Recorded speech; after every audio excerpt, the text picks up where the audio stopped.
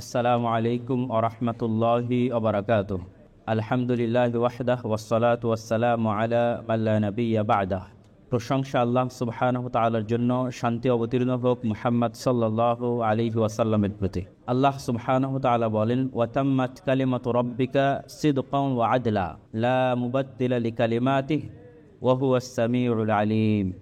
আল্লাহ সুবহানাহু ওয়া তাআলা বলেন, আপনার প্রতিপালকের কথা সমাপ্ত হয়েছে সত্যবাদিতা ও ন্যায়পরায়ণতার উপর। লা মুবাদদিলা লিকালিমাতিহি, এই কথার কোনো পরিবর্তন হবে না, আর তিনি সর্বশ্রোতা এবং সর্বজ্ঞানী। পবিত্র কোরআনের এই আয়াতটি এতটাই ব্যাপক অর্থবোধক যে সমগ্র ইসলামী শরিয়াহ, রাসূলুল্লাহ সাল্লাল্লাহু আলাইহি ওয়াসাল্লামের সমস্ত হাদিস এবং আল্লাহ সুবহানাহু ওয়া তাআলার সকল কথা, পবিত্র কোরআনের সকল আয়াত, সকল কিছুর ক্ষেত্রে আল্লাহ সুবহানাহু ওয়া তাআলা দ্ব্যর্থহীনভাবে ঘোষণা করছেন যে আল্লাহ সুবহানাহু ওয়া তাআলা প্রদত্ত এবং রাসূল সাল্লাল্লাহু আলাইহি ওয়াসাল্লাম কর্তৃক আনিত ইসলামী শরীয়তের সকল বিধিবিধান শতভাগ সত্যবাদিতা এবং শতভাগ ন্যায়পরায়ণতার উপর প্রতিষ্ঠিত। কেউ যদি ইসলামের কোনো বিধানের ওপর বৈষম্যের অভিযোগ আরোপ করে, তাহলে আল্লাহ সুবহানাহু ওয়া তাআলার এই আয়াত মিথ্যা বলে প্রমাণিত হবে। নাউযুবিল্লাহি মিন যালিক। সুতরাং আল্লাহ সুবহানাহু ওয়া তাআলার কোনো বিধানের উপর বৈষম্য শব্দ আরোপ করা একটি কুফরি শব্দ,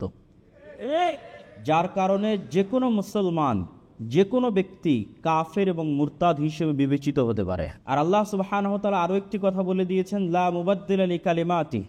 পৃথিবীর পরিবেশ পরিস্থিতি যাই হোক না কেন, বিজ্ঞান ও প্রযুক্তির উত্থান এবং পতন যেখানেই পৌঁছুক না কেন, আল্লাহ সুবহানাহু ওয়া তাআলা কর্তৃক প্রদত্ত বিধানের কোনো পরিবর্তন করার, চুল পরিমাণ পরিবর্তন করার সুযোগ পৃথিবীতে কারো নাই। এবং বাংলাদেশের ইতিহাস এবং ঐতিহ্য আমাদের জানা আছে। বাংলাদেশের মানুষ 2024 সালের 36শে জুলাই তাদের সেই শক্তি এবং সামর্থ্যের প্রমাণ দিয়েছে।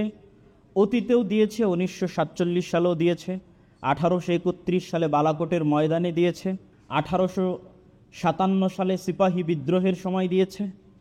অসংখ্য আন্দোলন এবং সংগ্রাম এবং শহীদের ইতিহাস এই অঞ্চলে আছে, যা আমাদের সকলের অবগতিতে আছে।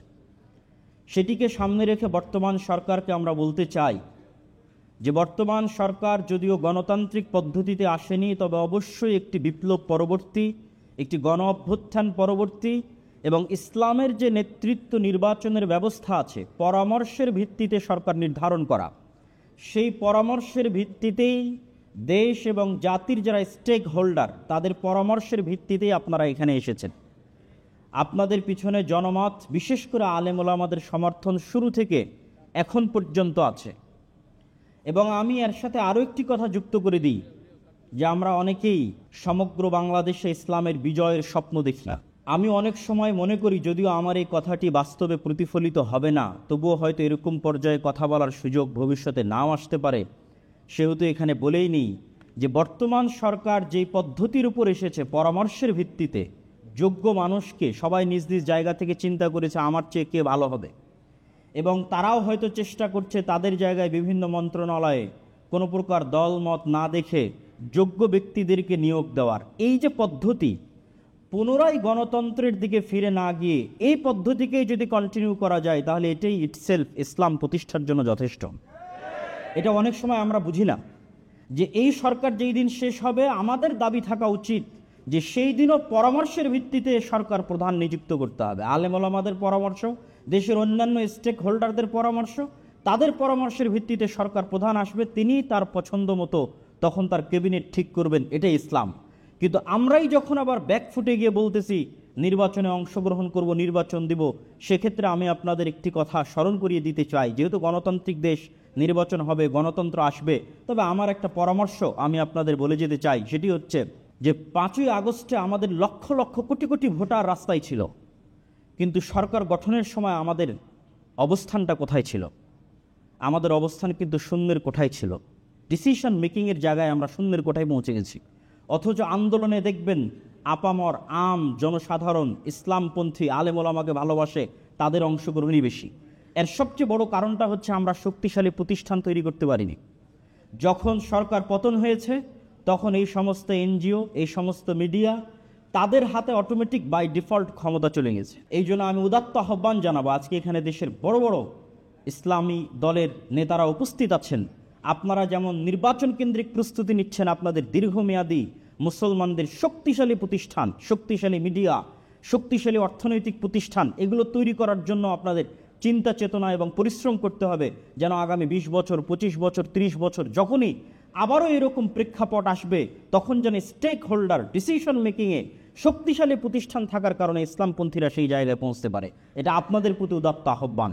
সম্মানিত উপস্থিতি, বক্তব্যের শেষের দিকে আমি বর্তমান সরকারের প্রতি আহ্বান জানিয়ে বলতে চাই যে আল্লাহ সুবহানাহু তাআলার বিধান যেহেতু অপরিবর্তনীয় এবং যেহেতু এটি 90%-এরও অধিক মুসলমানের দেশ এবং মুসলমানেরা আপনারা দেখেছেন জুলাই বিপ্লবে রক্ত দেওয়া শিখেছে, তারা পার্শ্ববর্তী দেশ আমাদের যারা দাদাগিরি দেখাতো তাদের রক্তচক্ষুকে উপেক্ষা করে নিজের দেশের স্বাধীনতা ছিনিয়ে এনেছে।